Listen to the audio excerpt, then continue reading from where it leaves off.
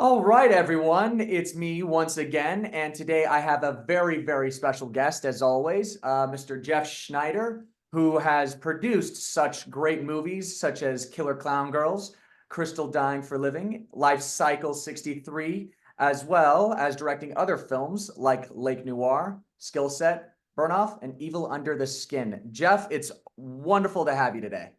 It's great to be here. Believe it or not, Jeff and I actually met a couple years back. I was brought on to write a script for a film that never really made it into fruition, but it was still a pleasure to work with him, i.e. you. Now, you are a filmmaker that I kind of admire greatly because you have managed to really like just always be working and have your fingers in a lot of different pies. You're a producer, you're a director, a writer, an editor. You've even worked with sound, special effects. So the first thing that I'd like to get off the bat is just what element do you believe is the hardest part about filmmaking? We can get into the whole distribution and all that other stuff, but in terms of the skill sets of a filmmaker, what do you believe is the hardest attribute when it comes to filmmaking? Yeah, I think that it's sort of a difficult question because for each person it's different. That the most difficult part, as far as filmmaking is concerned, um, when you get to do things for a period of time, it sort of goes away. But editing is always challenging because you have so much. A lot of people think that shooting the movie is the hardest part, but in reality, post-production really is where a lot of productions stall or they just don't get finished. Because doing a feature film compared to, say, a short film, the editing process is much more laborious. It's much more intense. It's longer. It's a slog. And the first time you actually do a feature film and you're having to go through that editing process, it just feels like you're never going to get finished. It feels like the mountain is just, it continues to get taller and you never get any closer. And now, once you do your first feature and you see there's an end to it, and you see that you can get through to a point where you get deliverables and you can get distribution, then you can see the sort of light at the end of the tunnel. But I would say probably the most difficult skill set um, to really produce a deliverable product that you can distribute would be the editing and post production sound, post production visual effects, post production editing. Damn. And you also brought up how, everyone's first film, first feature is considerably the hardest because that's the one you have to kind of put all your eggs in the basket. Mhm. So what I'm wondering is, what was your experience making your first feature and any sort of advice that could come from the mistakes you made? I mean, I was fortunate that I got to work with a director named Anthony Pierce on a movie called American Brothers that originally was called American Disciples. And unfortunately, a lot of things, I got to see a lot of things not work out right. I got to see a lot of things happen and a lot of lessons learned. But the upside to that, because Anthony was a good director, he went on, he directed Tom Sizemore in The Speak. He did a couple of other movies before sort of moving on to other things. But he showed me that you didn't need $1 million and 50 people to make a movie. He showed me that uh, if you have a core group of people that are solid, that with a minimal crew, and this is what I learned on Lake Noir, with a solid minimal crew, you could really put together a film. Now, there's always going to be compromise, and that's unfortunate. When you're doing a small independent feature, when you write, I would say you'd still want to write to swing for the fences. Always swing for the fences when you're writing your script, and then pull it back later. Like write the movie you want to make, and then if you do get funding and you have to start making compromises, do it then. But never put yourself in a box to start. And I think that's one of the things I learned on Lake Noir is make sure that you swing for the fences, because there was a lot in Lake Noir that didn't get in Lake Noir. There were a lot of shots. We had a lot of VFX. We had a lot of other things. And because we only shot it in, I want to say 13 days, because we only had a limited shoot schedule, a lot of that stuff had to be compromised. We had a lot of issues with effects, makeup, and things where it didn't work the way that we wanted. And so you always have to be willing to roll with the punches, especially on your first feature. Making your days, having someone, I work with Abel Martinez Jr., and having someone who can work with you to schedule and make sure that you know how many pages you're shooting that day, and you know how long you have to shoot. And if the weather's not on your side, have other stuff to shoot to fill that, to fill that stuff. So there's lots of, I don't know if this is answering your question. there's Fine. lots of there's lots of things on your first feature that you learn, but the biggest lessons are making your days, um, understanding what you're going to shoot. And the biggest thing out of all this, because it's irrelevant if this doesn't happen, is getting reliable people that will show up on set every single day, that will give you their best. I would rather work with novice actors who, maybe we were fortunate to have some seasoned actors on Lake Noir, like Gino Romo. But I would say that having people that you know are going to show up every day, having people that are enthusiastic. I would rather use novice actors who are super enthusiastic and want to be part than people that are seasoned actors who are like, I'm here because I kind of have to be, I'm here, but you know. Enthusiasm, in my experience, is usually, it's unfortunate because with enthusiasm usually comes a little bit of manipulation. It's like, we're 4 hours over the end shoot, but like everyone here is having a good time, so we keep pushing forward. It's little column A, little column B. But I agree with you on that front. In my personal experience, I have known that passion and love for the art form usually Mhm. winds up with, a better established, better working crew, and usually helps build camaraderie. And I do agree. I would rather have someone that wants to be there, work with me. Like, Absolutely. and even then, yeah, look, could performances sometimes take a hit because of it? Of course, no one's going to deny that. But at the same time, if you're a director and you have an actor that is trying their damn hardest and all they want to do is keep practicing, keep going, you know, it's your job to essentially get that performance out. And usually that symbiotic relationship between actor and director only grows stronger due to just how much you're willing to give and take from one another. And Mhm. that kind of leads me into another thing that you brought up. You brought up compromise. And that's a very touch and go kind of subject for a lot of filmmakers because you don't want to, pardon my language here, you don't want to fuck with your baby. You've raised it, you've done everything for it. However, now you have the other parent coming in trying to basically deviate from the plan you had for your baby. So what I'm trying to get to is, what are some tips on compromise that you think could be useful for some of the more stubborn filmmakers? It's a great question. And Ron Howard even said, sooner or later, and this is a quote from him, sooner or later, a film is going to break your heart. And it doesn't matter if it's a $500,000 movie, if it's a $50,000 movie, if it's a $50 million movie. There's just a point at which what you see in your head, making that the reality in camera, sometimes it just isn't there. And so the compromise, I would say, is you never want to compromise. It's rough on a true indie, real low. I'm not talking like a $500,000 budget film. I was working on a movie called Life Cycle 63, and these guys put everything into this. We had Adrian Paul. We're still actually in my studio now. We're building a set to do the last few pickup days for it. But we got Adrian Paul, who was in the Highlander TV show, Robert Catrini, who was in Jack Reacher, Bruce Locke, who was in The Man in the High Castle, Ted Rooney, who was in Boardwalk Empire. They got 3 or 4 good, solid actors who, I have to say, Adrian Paul, all those guys gave you 1,000%, 1-2 take guys, amazing to work with. But back to your question, which was the compromise question. You never want to compromise anything that is going to I mean, it's such a hard question.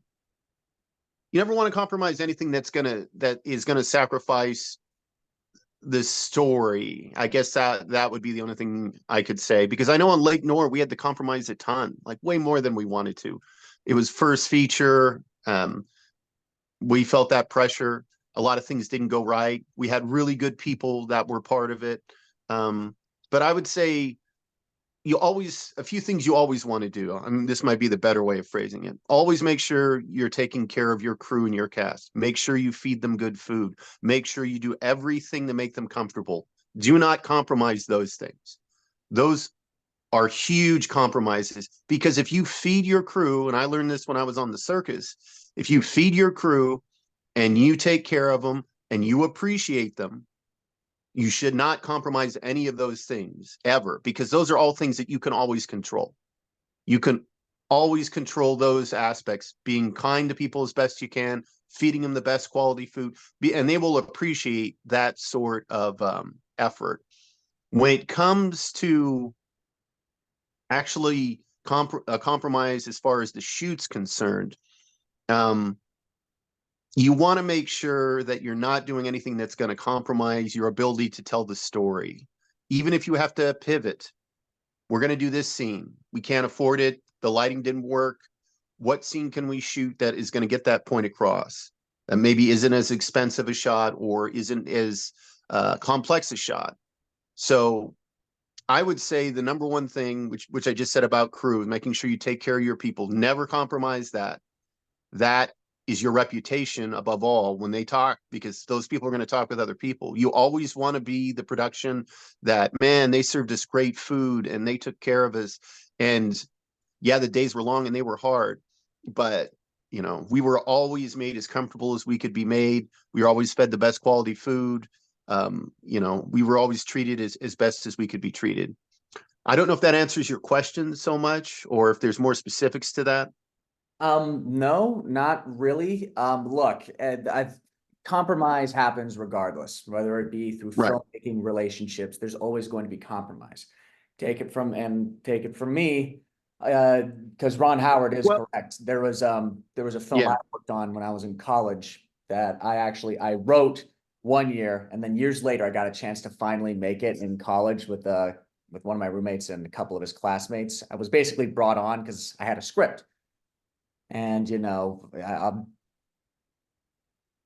I had a vision for it, and unfortunately for them, these are a bunch of college kids that their hearts weren't really into it all that much, and my enthusiasm for it and for the project wound up getting me booted because they didn't want to put in that much effort. So one I thing don't think you were wrong. To be clear, I don't think you're wrong for doing that, because if you have a production, it's your job, especially if you were directing, to make the best possible end project that you possibly can. And if you're surrounded by people, this goes back to the original thing I said about surround your people with reliable, quality people who want to be part.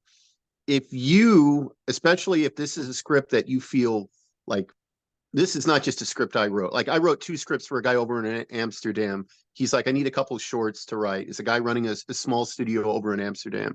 So I wrote them both in like a day. Give me a Stranger Things script and give me a spy type script, like little short movie scripts. right. So I cranked them out. Now I'm not really emotionally invested in whether he swings for the fences on those. I made him good and entertaining, and he's a talented guy, so I know that he can do a lot with it. But if it's a project you really feel strongly about, I don't think you're wrong at all for not wanting to compromise your vision. I think you have to defend the project, and you have to be willing to, like you said, it's your baby, and you have to be willing to protect your baby. And sometimes that means the project's not going to get made, because I've been on projects. I worked with a guy, and he got money for his project. He got a big production company to come down. They said, "Hey, here's money to direct." Got a big chunk of cash to direct for a small indie feature. They brought in name talent, and he had the perfect cast. He had the perfect story.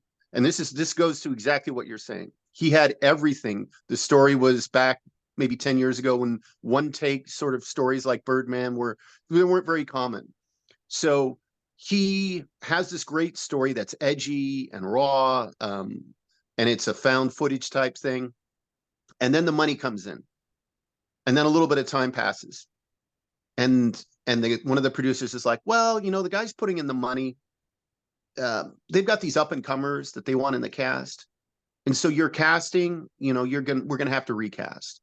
And he's like, this is the perfect cast, though. They're the perfect set of characters for this production to work.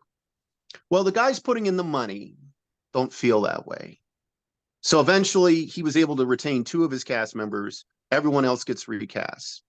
Then a little bit of time goes by. Now, keep in mind, he's getting like around 10 grand to direct. And he's an indie director. So he's getting a check, $10K. That's So he's at all. yeah, so it's like, so he's feeling good. He's feeling good about that. And this is an established company, and they're a good company, to be clear.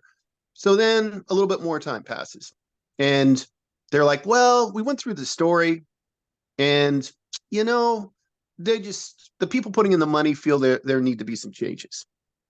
And then he's like, well, the story's edgy and it's raw, and it's got a good bite to it, and it's engaging. Script gets rewritten. It's not really his script anymore.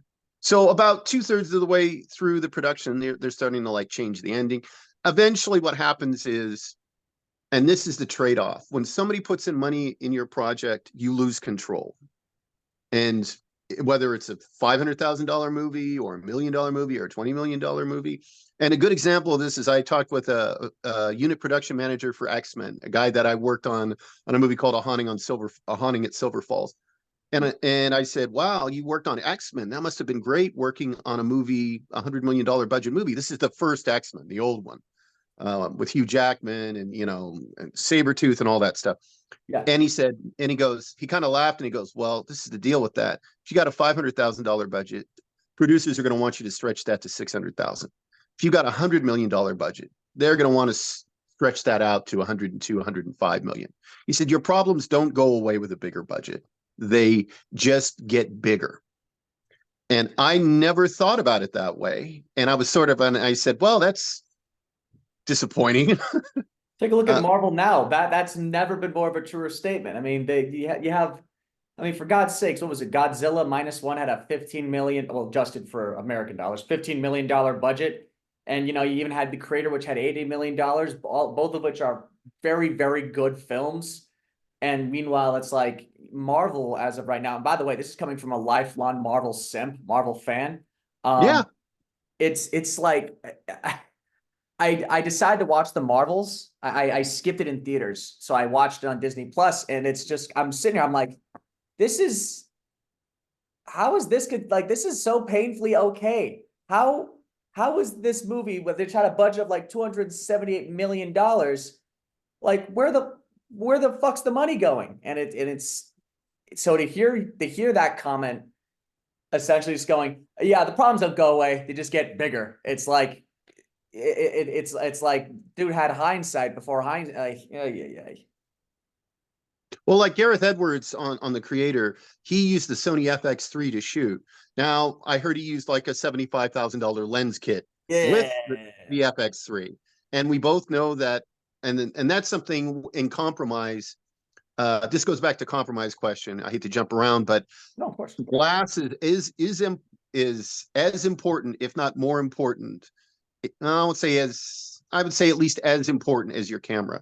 Like I've shot on Reds, I've shot with Arri Alexa Classics, I've shot on GH5s, I've shot on the old Sony, what were they, XHA1s or whatever they were called. But I would say that good cinema glass is something that doesn't lose value generally, and it does make a huge difference when you're shooting on a nice cinema. Like we shot on Vespa DZO primes for Life Cycle 63 on a Red Gemini, and then we shot with the B cameras were Sony 6K Dragon cameras.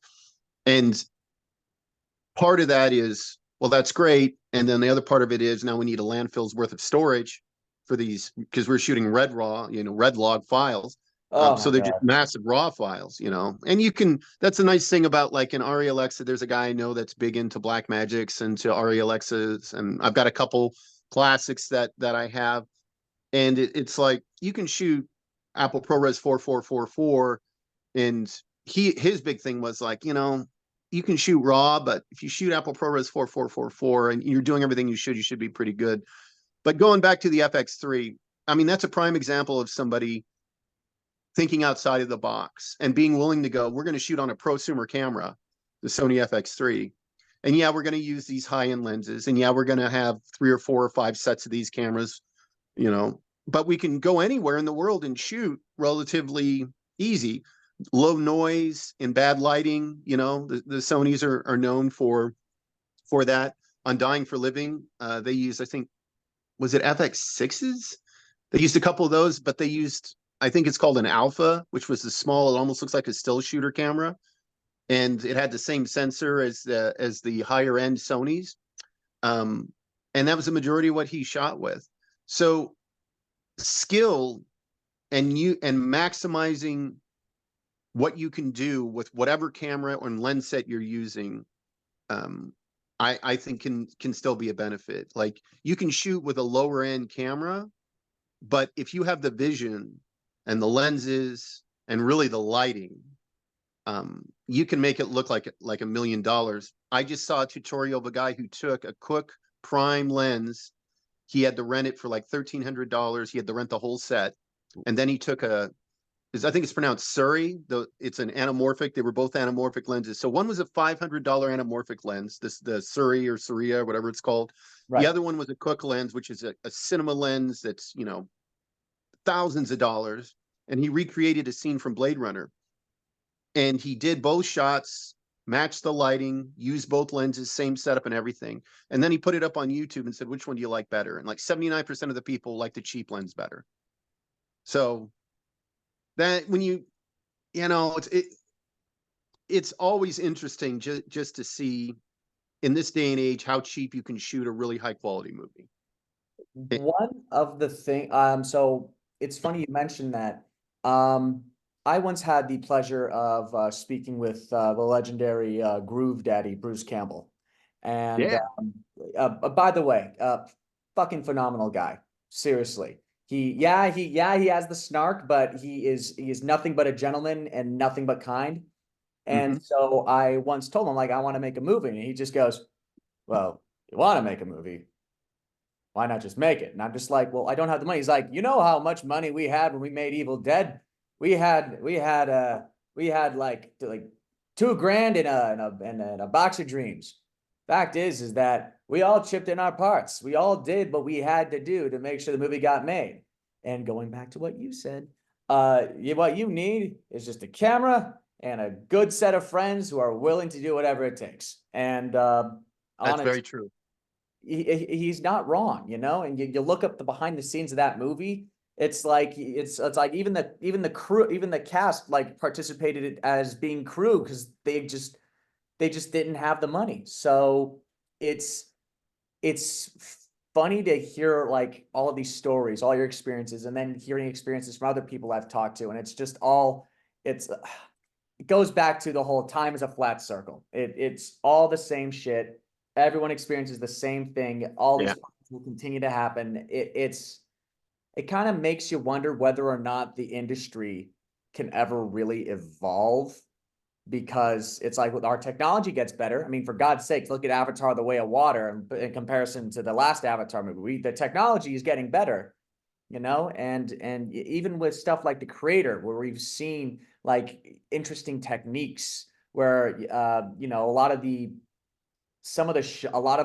like just simple shots in the movie of like the robots living in the mountains, those were just real people that they shot and then they put VFX over. You never would have known, not unless someone told you.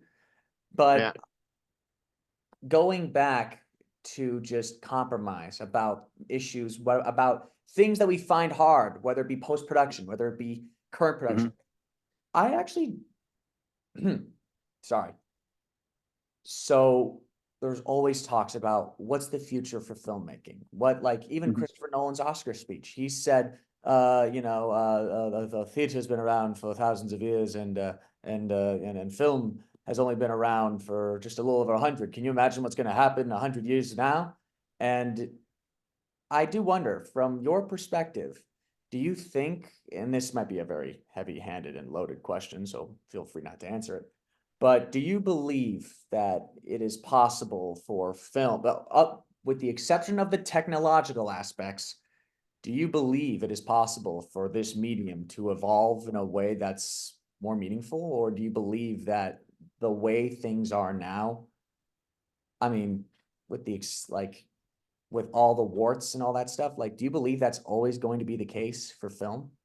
Well, I think there's a few different aspects of that. One is when it deals with film and you deal with 200 and $300 million, $150 million budgets, you're dealing with an industry that has to support a series of industries beneath it. I mean, you can't just not support aspects of the industry and then a year from now you need that aspect, but it's gone. Why? Because all the carpenters and all the people building the sets went away because they had to make a living. So in regards to that aspect of it, I think that the industry is sort of designed, the big industry is sort of designed to support itself. But that's sort of a separate question. The question that you're asking is, can film evolve and be more meaningful? I think the whole reason that film works so well is the base elements of good storytelling, good acting, and good execution. And I think that any filmmaker, I don't care if you're shooting on, you know, a, a low level camera, or, a GH5 compared to, say, a Red Gemini or an Alexa Mini or any of that. If you have a good story and good acting, I think there will always be a market for that. And I think that that is the basic foundation of film. Now, could it potentially be that AI gets to a point, and I've seen AI recently, and this is just recently in the last 6 months, the leaps and bounds that have been made, where they put together a story without actors, without a director, just by typing in a series of lines in text into a computer, and then a film is made. And I think that that's a possibility. I think it's a real possibility that films could be made without any human interaction other than what I just stated. But as far as film moving beyond, I think just I said what I said about why it's important, which is the writing and the acting and the execution. But I think there's always things beyond me that I may not comprehend or understand that are going to come about, that'll be new and different, that will expand the medium of film itself. Um, and I would say that with the rate that technology is going, I may not understand now what those things are, but that the potential for that to happen, that there could be something new and groundbreaking, that 100 years from now, how we do and see cinemas completely antiquated in the same way black and white or silent films were antiquated. I think that's a very real possibility. Things are always changing. I mean, for God's sakes, you brought up AI. I mean, we just had we had two strikes not long ago. And I mean, we have also learned recently that those strikes really didn't mean shit. So, unfortunate to say the least. But it's Well, I know there's a lot of people that I know, and I've talked with quite a few people. And it's not that I know, millions of people. It's not that I, hang out at big Hollywood parties. I'm a small indie guy, but I talk to working people in the industry, and I know a lot of folks that are looking, they're looking to get out. They're looking to get out and do something else just because of the lack of stability and the changes with AI and other things in the marketplace. And just the fact that it's all about the lowest common denominator anymore. If you look at some of the films that are being produced, and you know, God love them, they're getting the budgets, but they just seem to be shot without any sort of meaning. Like, it's like a bunch of people showing up to get paid and they have zero interest, from the acting core to the directing core to the people that edited it. It's like they did the least amount of work to produce a finished product. They had a huge budget. And I think that sometimes streaming services too, like if you look at Roadhouse, they were offered $60 million for theatrical release or $85 million for streaming release. Now, if you're going to get an $85 million payday to do streaming, which is what they went with, and you're never going to see public scrutiny really. If you look at Netflix, they never really have any reviews because their movies a lot of times are so poor that they don't want reviews. They'll just say match. It's a 60% match to what you were looking for. It's a 75, but they never say 2 stars, 3 stars, 4 stars, because so much of the stuff it's just not great. So Yeah. I think that can cause people to become lazy, unless they're really just the type of filmmaker that wants to be the top dog. And this isn't a shot at Roadhouse. I mean, they shot with some super wide lenses. It didn't have the same, honestly, it didn't have the same impact as the original Roadhouse. I thought the fight scenes in the original Roadhouse were actually more impactful and more brutal, even though they were older. I thought that you saw more in Doug Liman's version of the Roadhouse with the really wide lens and the fact that you were in the fight. But, and the choreography and everything was great and all that. But I just feel that, I don't know, it just wasn't as entertaining as the original one. And that goes back to what I said earlier. Great characters, great storytelling, great writing. And I just think the new Roadhouse compared to the old one, it just wasn't as good. It was more about the spectacle than it was about the heart and soul, if that makes any sense. And I know Roadhouse was Roadhouse. I It's mean, of it's course not one like of it those was movies that's so Ben-Hur. bad it's good. Yeah, Yeah, the original Roadhouse, it's like, so there's this guy, eating popcorn. So there's this guy, and he just goes from town to town to clean up roadhouses. And I'm like, yeah, sure, yeah, right. But but yeah, at least I have to say this about Doug Liman. At least he was trying to do something a little bit new and different with how he shot it. Because when I was watching that, I don't know what, if it was 12 millimeter or what his lens was, but he did a lot of stuff where there was not a lot of cutaways, and that takes a lot of fucking choreography, like a lot. People don't realize, even on Dying for Living, small fight scenes. We had Art Camacho, who's a 5-star stunt coordinator, and Mario Rocho, who's basically his lieutenant, his number 2. And even on the stuff we did with Higan Machado and Wesley Adema, where they were fighting, like that stuff took a long time to coordinate. And when you look at something at the scope of Roadhouse, where they're, Conor McGregor and Jake Gyllenhaal and their stunt guys, and that had to take a long time to choreograph and a lot of dedication on their end to want to do that.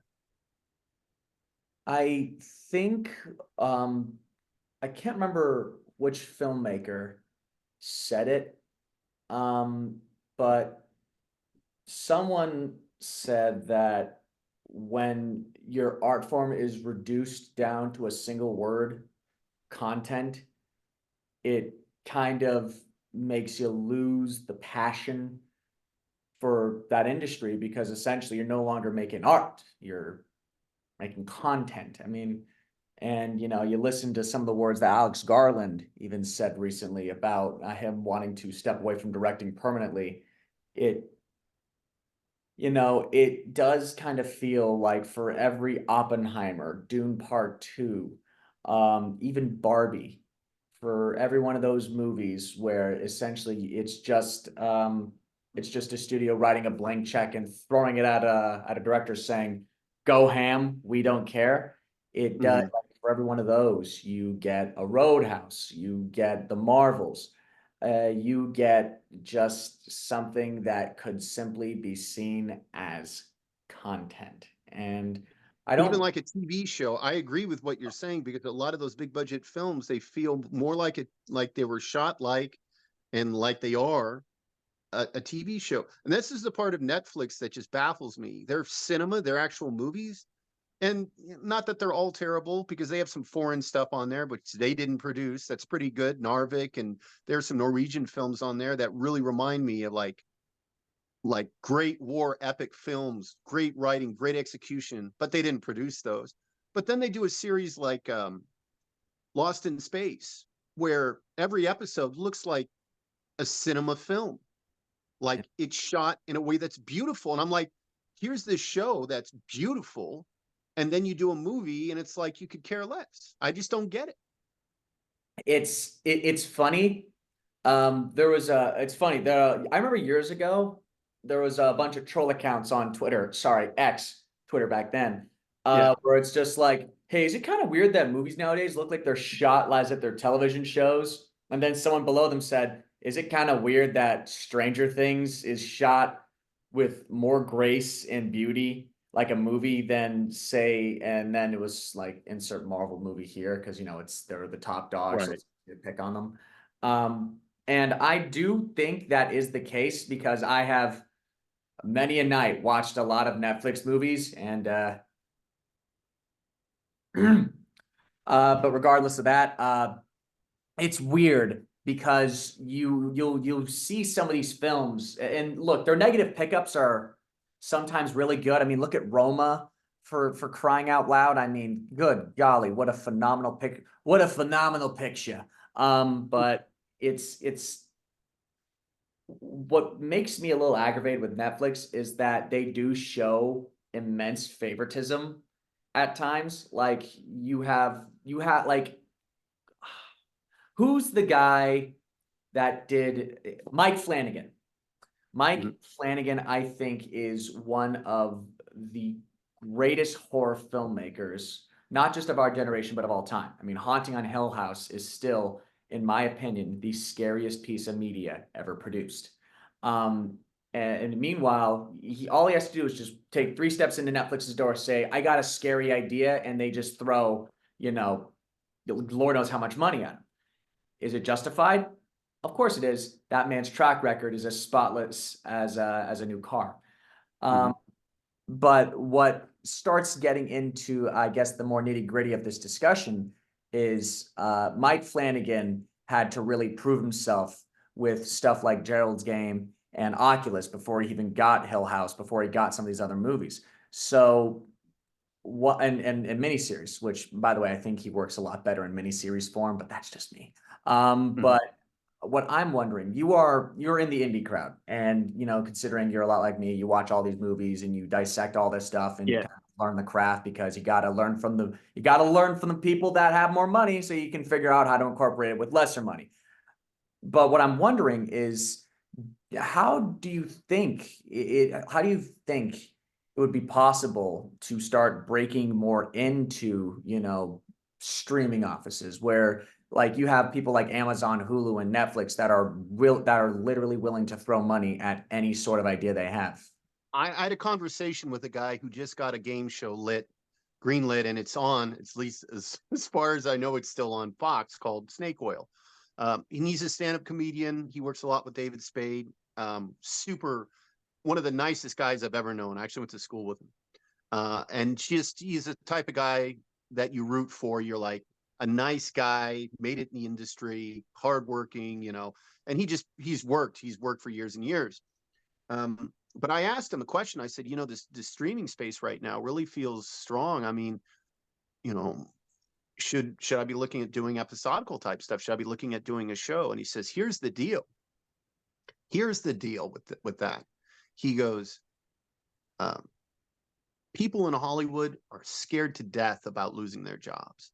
So if you go to a service and you have a couple of major actors and you have a studio behind it, they're going to want as much insulation if that show fails to prevent them from being held accountable as humanly possible. That is the shield that is in front of them. That is their priority. So even if you have two bankable stars, and when I say bankable, I'm talking about AB stars. I'm talking about people that everyone knows, and they're like, oh, I know that person's work, blah blah blah. And you have a studio that is a solid studio. And then the big thing that they're going to want, two other things they're going to want: a showrunner from a successful show already in charge, and they're going to want a writer from a successful show. Doesn't have to be the head writer, could even be a staff writer, but it's got to be a writer, part of the unit of an already successful show. And then they might consider looking at what you're wanting to do. Now you have to think that at this point we haven't even approached content. We haven't approached what your show is about. We haven't approached how marketable it is or how much the public probably is really interested in it. And when I say this too, it's interest. I have to be clear that this is an example. It is certainly not the only example. It is certainly not the only way that shows get made. It is certainly not saying that if you have a great idea, you'll never get your show made if you don't have all of these things. But these are the things that they are looking for, priority wise. I know a guy down in LA that I've worked with for years. He's an established actor. His name's Patrick Kilpatrick, and he's the one I worked with Dying for Living. He has several projects that he spent years developing, and they're great. I can't actually tell you what they're about because it is an NDA thing. You know, it really is an Of course. NDA thing and stuff. But these projects are fantastic projects that Patrick's come up with, and he's now getting traction after years of development, years of rewriting scripts, and they all have solid storylines. They all have, you know, solid talent attached to them.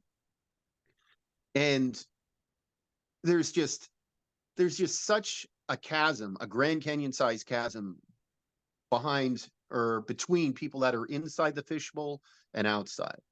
And the ones that are inside the fishbowl are a very select few individuals that have the pull to just get a project made off of their name or off of their production. You know, like Adam Sandler or, you know, Mel Gibson, people that have enough juice that they can contact a studio and then they'll just, like you said, throw money at them. Yeah. And then there's people on the fringe of that that are almost inside the fishbowl who are creative and successful and have a track record, but they're still kind of indie guys.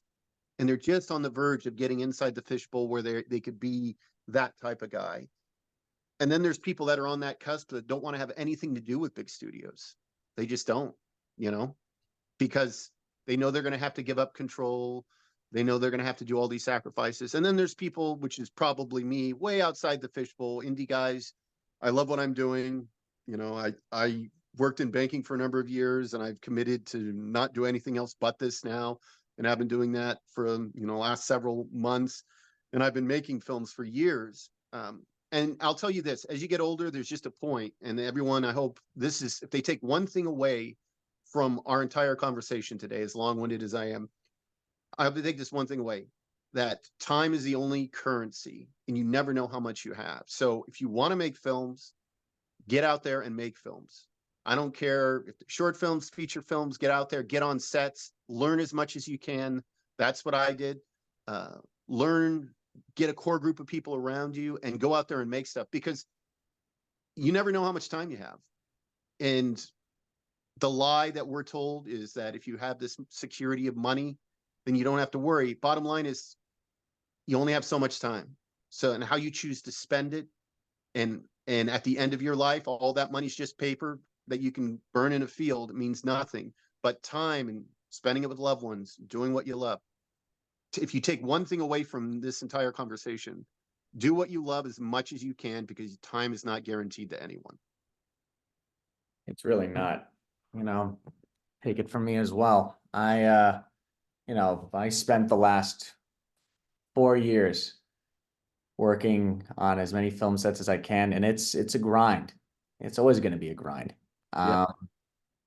But passion, incentive, and aspiration, those are good motives to try and get you back either on set, behind a camera. Trust me, I'm still holding out hope for the day where I can make my own feature, you know, and I still trying to find my people. But when we've talked about that before, I know you talked about that anthology with me, and I'm still down to see what we can do to get that done. And I mean, when we were working on Life Cycle 63, these guys really swung for the fences. I mean, you got 2 cameras and 2 ACs and people pulling focus, and they're bringing in talent, and they're spending, you know, a lot of money. Whether they had the money or not, they found a way to get that money and basically go, we're going to go for it, because we don't know how much, you know, because of the thing I just talked about. I don't know how much time I have. They're younger guys. They're like, let's go for it. Let's swing for the fences. And if that's a success, if that movie ends up being a success, and I believe it will be, because they've got a talented group of guys, good VFX guy, great performances. If you ever want to use a great actor, Adrian Paul, Robert Catrini, you know, Bruce Locke, Ted Rooney, those guys were 1-2 take guys, and they were amazing to work with. But I would just say, yeah, I don't know where I was going with that. That's perfectly fine. You know, it's all about the discussion, but I did actually have a couple more questions that I Yeah. want to ask you about. Now, the first one is essentially about your distribution model, which, for those of you that are aware of Jeff's work, with the exception of Tubi, some of his work is a little more difficult to find. So I do wonder, what was the mindset behind that? And why was it that you went with Tubi rather than, you know, put in the festival circuit and hope that it got a negative pickup? I mean, there's always a chance on the festival circuit. A lot of the festivals, unfortunately, nowadays, they're pay to play, meaning you can buy awards. The bigger festivals, a lot of times, they're not exclusively controlled by bigger companies, but a lot of larger companies will simply find a way financially to get their projects into those festivals. And then they may have a few films that are in festivals that are sort of uh, fringe or different groups. So festivals, I mean, with like Evil Under the Skin, we went through the festival circuit. I think we got 4 or 5 oak leaves for that, but it didn't really impact the interest. And the other thing too, I would say is sort of, and there's different ways of wording it. I would say audience purpose and reaction. If you're going to make a film, kind of, you can do it any number of ways. You can make a film and go, I'm going to make this film this way, and I don't care if anybody ever sees it, and this is just my film, and that's what I want to do. Or you can make a film and go, all right, I'm making this film. Who am I making this? What's the audience I'm making this film for? Is it a horror audience?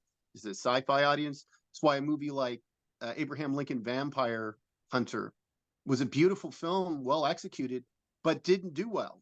Because are you making this for historical people who like vampires? Are you making this for who the hell is the audience you made this for? You know, the book had a big sort of audience, but it was sort of in the limbo of exactly where you're marketing this project for.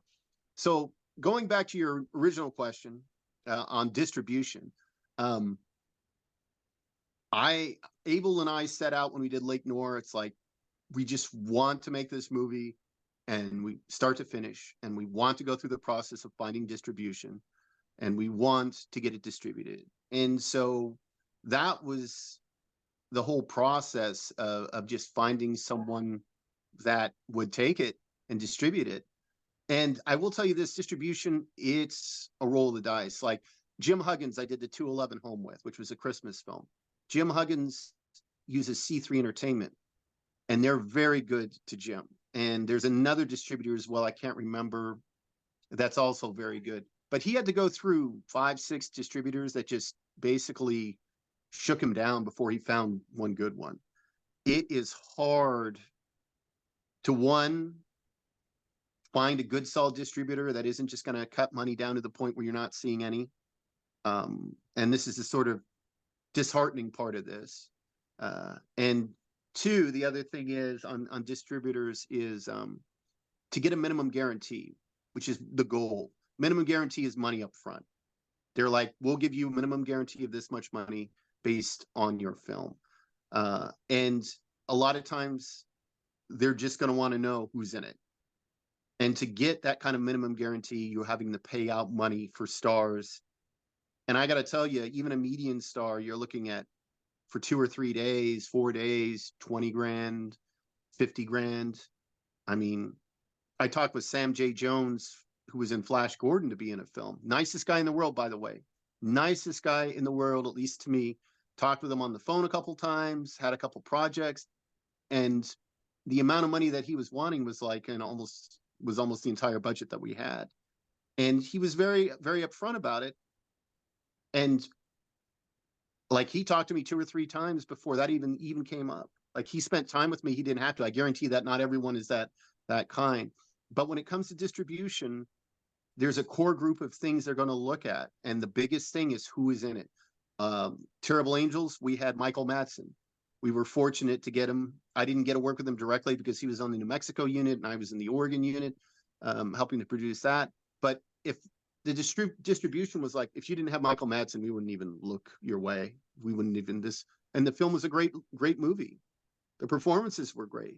It was different and new and fun and spooky type stuff. It was just a little bit of a weird, different kind of movie. But distribution is going to look solely at their ability to generate revenue with what you have. And if they're not able to do that, then you're not looking at a minimum guarantee. And if you're not looking at a minimum guarantee, the slog to get paid out and even get a portion of your money back can be long and involved, you know? Yeah. Not the It's answer you wanted to hear. and it's not that, it's just a reminder that the minutia of filmmaking at every level, whether it be development, pre-production, production, filming, post, it's just there, it's a slog. It's always it, and that's why I even asked the question. I'm like, do you ever think like time's a flat circle? Do you ever think things are going to change about this thing? And it really does not feel like there's going to be a lot of change on that front. There's always going to be those discussions. There's always going to be the headache of just like, well, who do you got? Well, we got this A-list actor. Nah, I need an S-list actor. Okay, but Well, they'll that's move the goalposts too. This is the other thing that distribution will do. They'll go, well, we want this, and this. And we dealt with this on a couple different movies. And then, so then they go back to them. All right, well, we talked with this person, this person, and this person. And they're like, well, we don't know. It's kind of like if you make a movie for what distribution wants, and then by the time you get it done 6 months from now, they don't want it anymore. We don't want sci-fi now. We want horror. All right, I'll make a horror movie. You go back to them. Well, we got plenty of horror. And I think that part of this whole process too is as filmmaking becomes cheaper and cheaper and cheaper and more affordable for anyone to do, when we transferred from film to digital and then from digital to DSLRs, The Speak was shot on a 7D and we had Tom Sizemore in it. A Haunting at Silver Falls was shot on we had Eric Avari in that movie, and I was just on there basically to help. I wasn't even producing that movie, and they shot on a 7D with some Zeiss prime lenses, if I remember right. And then on Terrible Angels, we shot with a 7D, and we had Michael Madsen in it. So, I mean, distribution, there's always going to be the Blair Witch Project. There's always going to be something like that is going to be completely outside the box, or it'll just be something that's been done before but repackaged in a way or promoted in a way that gives it a value that's beyond what you normally expect. And that's where being creative and trying to do something new, those are the folks that sort of push the boundaries, because in a nutshell, Hollywood in general is just going to want to keep remaking and repackaging the same products they know that are not going to lose too much money or make at least some money. And that's just going to be the mindset because it's a for-profit business. But there's always going to be those guys that just don't care, that want to make the movie they want to make. And I can't say that financially won't pay off for you, because one, at least you love what you're doing, and two, it could be something new and different that they like. And if that happens, then you're a trailblazer. I mean, Lord knows Hollywood is built off the back of trailblazers. I mean, for God's sakes, Sanderson, Nolan, Cameron, they didn't get here because they followed the rules. And that's Memento is one of my favorite pictures that he did with Guy Pearce. Have you seen that? Yes, I saw the regular version and I saw the corrected version. That took some time to find because I didn't know about the code. I did not know about the code you had to type in on the DVD. But what was it? 4 years ago, I heard about, hey, did you know that there's a version of Memento that is basically told all in chronological order? And so I watched that version. Have you had a chance to watch it? I haven't. I've only seen the version that I thought was brilliantly done. And this goes back to great acting, great story, great direction. And that was the original version, the out of sequence version, where you always see it from the point where he's forgotten what's happened, and then you see what happened. And brilliant, in my mind, brilliant way of doing it. I like, no joke. I do believe that the way Memento was structured is still to this day one of the most brilliantly structured films of all time. But this is just coming from a lifelong Nolan fan as well. Watch the quote unquote corrected, i.e., corrected because it's the movie told in chronological order. Mhm.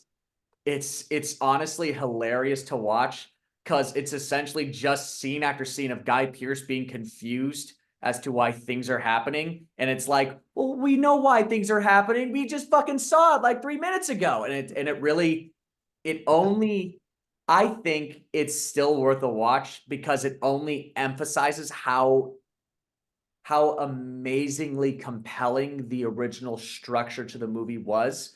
Yeah, Because when you're in the original version and the theatrical version, you're following him, you're essentially getting this understanding of his confusion. You're just as confused as he is. exactly. Why are these things happening? Why is it told? We're trying to piece it together ourselves as well. And then with the chronological order version, it's really so funny It's a because great testament to how important editing is in the process. precisely. Precisely, which kind of brings me to one of our concluding questions, which is, if for those of you that have probably browsed IMDb or even browsed Jeff's IMDb, you'll know that there are currently a lot of upcoming projects that you have down the pipeline. And so, and even for years, as we talked, I always ask, what's up? What are you doing? What are you working on? And there's always like a laundry list of things. I feel like anytime I talked about They film, I'm like, they all keep right, getting so you pushed want back. it's like a grocery list, exactly.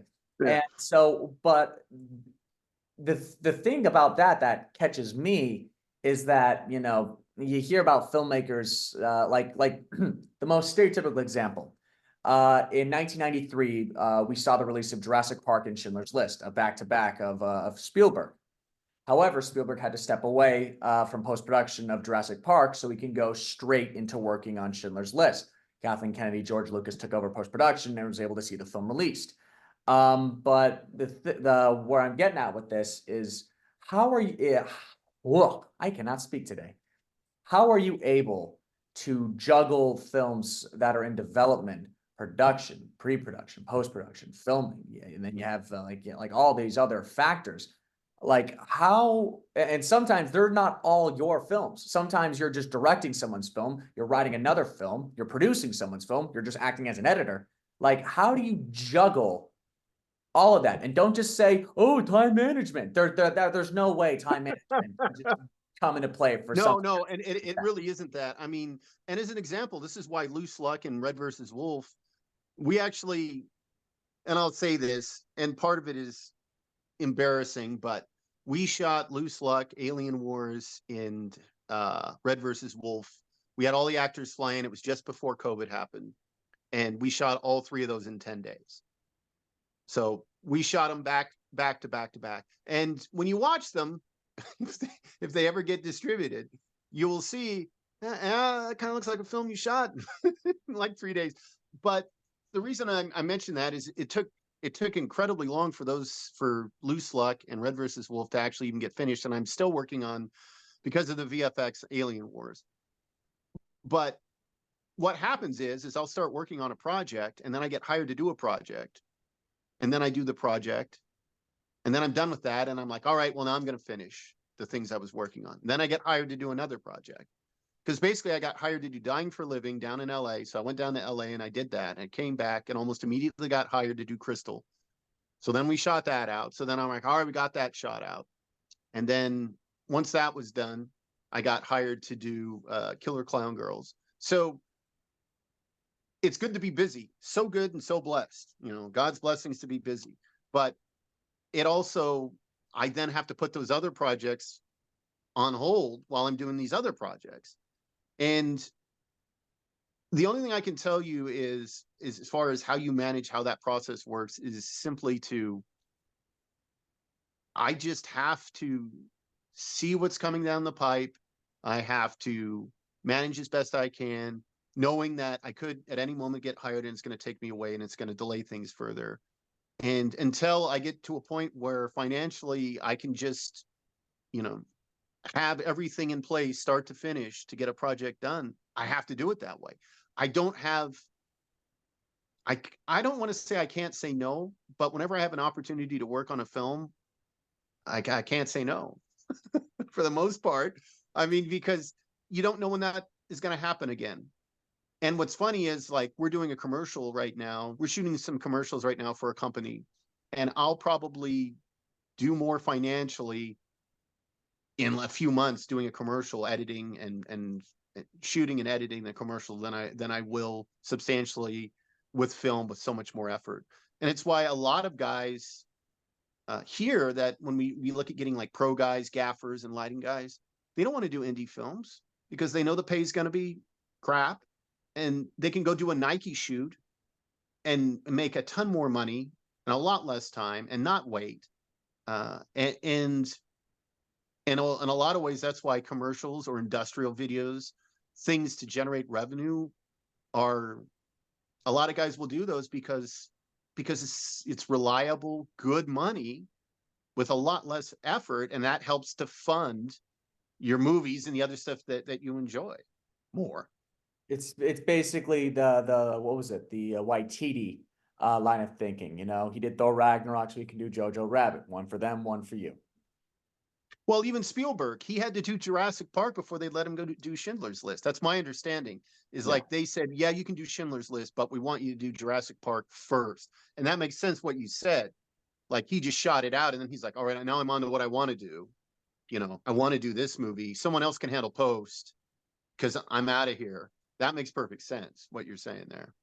It does. And honestly, Jeff, a lot of what you said, despite how kind of downbeat it is at times, I am always looking for any sort of meaningful insight when it comes to the art of filmmaking, because it's, especially with excuse me, especially like with that docuseries Quiet on Set, we like more than ever, we are now knowing that filmmaking is a shit show from start to finish. No matter what generation, no matter how you look at it, it will always be a shit show. However, it's the people you surround yourself with and your perseverance that can really determine who you are as a filmmaker. And so I guess my final question for you, and I ask this to every guest I have. Mhm. Let's say you had a blank check right now. What would be the first thing you make? Like would it be a passion project? If so, what's that passion project? Or, you know, would you want to would you rather adapt something? Like what would, blank check, what would you want to do? Well, there's two projects that leap to the front of the line. One is the big budget movie that I've wanted to make, which is Valeria, which is a sci-fi epic movie, basically about a young woman who's extremely gifted. You could say kind of like a Jedi, but it's not really that. But bottom line is like she's left with a choice, and her choice is personal happiness, family, and children, and everything you could want, and everyone else suffers. Or you can never know love, you can never have a family, you can never experience the joy, but everyone else gets to exist in a far better place. And so that's one. And the other one, which is one I'm actually actively working on now, is one called Nightmare. And that movie is basically about a young boy who loses his sister to cancer, and he ends up sort of in this where this wild things are dream place. He's trouble, he's getting in fights at school. His parents are like, you know, he's like, his dad says, well, you know, I heard you got in a fight at school. What was that about? Doesn't really answer. It's kind of melancholy. We don't really know why. So, and the reason is I had three people die, my mother included, one of my best friends, from cancer. And so the story basically outlines the stages of grief, and it's through the eyes of this boy who's lost his sister. He's in his bed, and his whole room sort of turns into this where this wild things are type situation. And then there's this character called the Trickster that is sort of the negative emotion that he carries from his sister's passing. And there's another one called the Lady of Light. So the Trickster is constantly getting him to try and get his sister and bring her back. even though he knows he can't, it's this negative emotion that's dragging him down. So he agrees to go with the trickster. The trickster pulls him, all these hands shoot out of the bed and pull him into this other world. And in this other world, he runs across these people who are all different aspects of the stages of grief. Um, People who, don't face or accept the person's passing. There's one that has extremely long hair and the hair just weighs her down, and the hair's not her hair. The little boy asks her, it's worry over her lifetime. She's worried and worried and worried to the point where she no longer is functional. There's an old man at a bridge who warns him not to cross the bridge because he can't turn back. And eventually he goes through this entire process of meeting all these people who warn him and tell him, and they're all aspects of the grieving process. And he keeps seeing his sister in a distance just out of reach. And the boy's like 8 or 9. So he keeps running after something he can't get. And then finally he gets to the top of the mountain. His sister's there and he runs up to her and everything crumbles and crashes. And as it crashes and she falls, he grabs her hand and he's holding on and he's losing grip. And he's looking down at her and he's crying and he's like, I'm going to take you back. And she says, you can't. He says, I'm going to take you back. You can't. Why? Why can't I take you back? And she looks at him and her eyes are full of tears and she's like, you know why? And then we flash back to him sitting next to her when she's on chemo and her slowly dying and them watching movies together and her loving him as best she can, even though she's going to pass. And he then accepts and understands these two halves of him that have been fighting. The Lady of Light is love your sister, remember your sister, enjoy those moments you had with her. That is love. And the trickster is, we can still have her. She didn't have to go. We can bring her back. All the aspects, those negative emotions that people have about loss. And at the very end of the movie, we open with the dinner table and the father going, as he's going off to the bedroom, he's getting better. The very beginning of the movie. And the mother goes, is he? Because she knows he's not getting better. So then at the end of this dream, he's up sort of in a place after his sister sort of evaporates once he comes to the realization that she is gone. And he's standing and the trickster is on one side and the Lady of Light's on the other. And they're both dressed in white and he's dressed in white. And he is in a point where he's accepted the fact that his sister can't come back, but that he does love her and that's not bad. And as he's walking away, we look back and we see the sister standing and then the Lady of Light and the trickster. And the Lady of Light says, he's getting better. And the trickster says, is he? And the sister says, yes. So it's the type of, I make all these other movies that I've made and yeah. Right, But the the whole thing chest, is I dude. make Come all these on. that's the movie that I want to make, even if I had a big blank check. And it's a movie that really, I've got the right actor to play the little boy, but I have to do it soon because he's not going to stay a little boy forever. I've got a sister who has a great rapport with the little boy because they've worked on 3 or 4 projects. And it's most of it is just green screen. And I don't know if you've looked at Zoe AI, which is like a depth mapping. You can take a 2D image and literally make it 3D. Yeah. And some of these other aspects of Unreal Engine's a great, even without using like the volume environment they use in Mandalorian, which is millions of dollars. There's still aspects of doing Unreal Engine where you can get away with doing a lot of it and you can get a good end product and you don't have to spend a minute to do it.